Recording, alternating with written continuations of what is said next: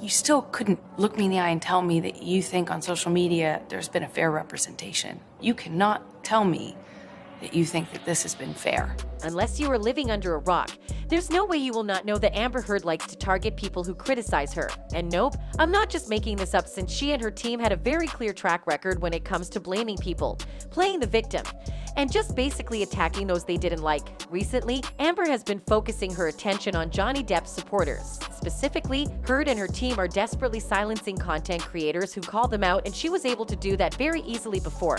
But it seems like they're not very successful now. I mean, Depp supporters continue to get the upper hand, while Amber and her team get slammed every time they try. So, what did Amber do to Johnny's supporters? And how did these supporters fight back? Let's find out. Okay, here's what's happening. We all know about the perjury case against Amber in Australia, right? Well, the trial is still ongoing, and even though Elaine Bredihoft, Amber's lawyer, has denied it in the past, the truth is that Heard is facing more trouble after she illegally flew her dogs to Australia without following the quarantine rules for her pets. With some news about a perjury investigation involving Amber Heard in Australia. Now, this all dates back to 2015 when Heard illegally brought her two teacup Yorkies that she shared with Johnny Depp. Their names were Pistol and Boo, into the country. And this has been bandied about on the internet quite a bit. The dogs were brought into the country and were not quarantined properly as they should have been. And there are some emails floating around out there where Amber Heard was actually asking her assistant and some other people, hey, can we find a vet we can grease to, fudge some paperwork?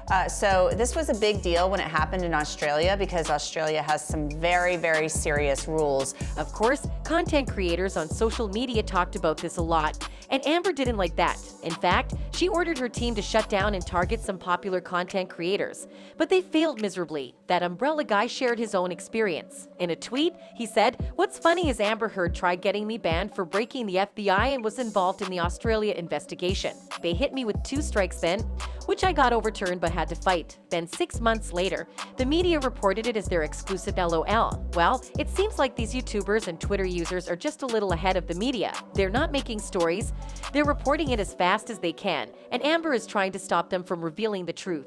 Thankfully, Amber didn't succeed this time, and the mainstream media was able to catch up and publish something about it to make it all legit. Fans commented about this attempt from Amber's side, and by the looks of it, they're just pretty desperate to silence Depp supporters. One fan said, "This is insane. How hard are they going after that umbrella guy?" Another added and said, "Isn't that funny for trying to say that you aren't telling the truth for an MSM to actually report it as an exclusive? Just keep giving us that truth, Tud." Oh well, I think we can just file this move with the other failed attempts Amber made after losing, right? What do you guys think? Is Amber trying too hard to stop Johnny Depp supporters? Or is she just digging her own grave? Let us know in the comments below.